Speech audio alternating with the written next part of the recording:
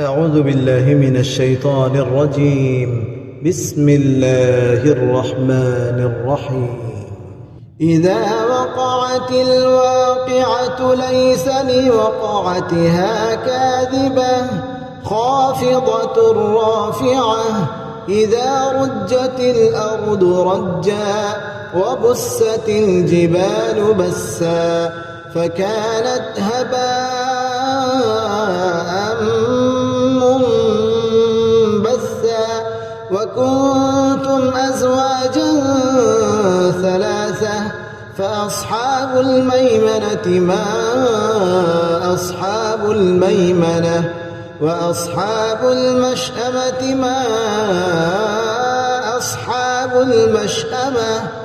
والسابقون السابقون أولئك المقربون في جنات النعيم ثلة من الأولين وقليل من الآخرين على سرر موضونة متكئين عليها متقابلين يطوف عليهم ولدان مخلدون بأكواب وأباريق وكأس من معين لا يصدعون عنها ولا ينزفون وفاكهة مما يتخيرون ولحم طير مما يشتهون وحور عين كأمثال اللؤلؤ المكنون جزاء بما كانوا يعملون لا يسمعون فيها لغوا ولا تأثيما إلا قيلا سلاما سلاما وأصحاب اليمين ما أصحاب اليمين في سدر مخضود وطلح منضود وظل ممدود وماء مسكوب وفاكهة كثيرة لا مقطوعة ولا ممنوعة وفرش مرفوعة إنا أنشأناهن إن شاء فجعلناهن أبكارا عربا أترابا لأصحاب اليمين ثلة من الأولين وثلة من الآخرين وأصحاب الشمال ما أصحاب الشمال في سموم وحميم وظل من يحموم لا بارد ولا كريم إنهم كانوا قبل ذلك مترفين وكانوا يصرون على الحنث العظيم وكانوا يقولون إذا متنا وكنا ترابا وعظاما أئنا لمبعوثون أو آباؤنا الأولون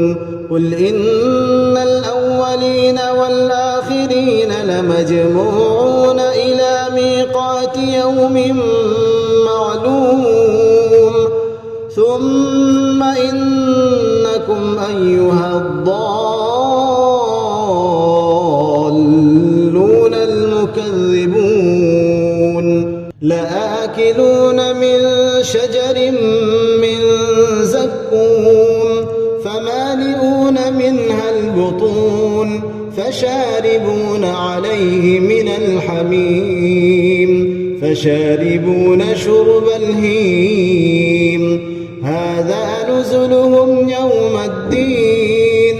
نحن خلقناكم فلولا تصدقون أفرأيتم ما تمنون أأنتم تخلقونه أم نحن الخالقون نحن قدرنا بينكم الموت وما نحن بمسبوقين على أن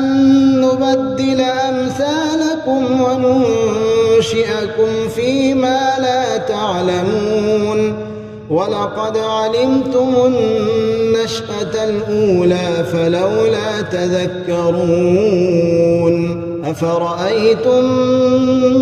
ما تحرثون أأنتم تزرعونه أم نحن الزارعون لو نشاء لجعلناه حطاما فظلتم تفكهون إنا لمغرمون بل نحن محرومون أفرأيتم الماء الذي تشربون أأنتم أنزلتموه من المزن أم نحن المنزلون لو نشاء جعلناه أجاجا فلولا تشكرون أفرأيتم النار التي تورون أأنتم أنشأتم شجرتها أم نحن المنشئون نحن جعلناها تذكرة ومتاعا للمقوين فسبح باسم ربك العظيم فلا أقسم بمواقع النجوم وإنه لقسم لو تعلمون عظيم إنه لقرآن كريم في كتاب مكنون لا يمسه إلا المطهرون تنزيل من رب العالمين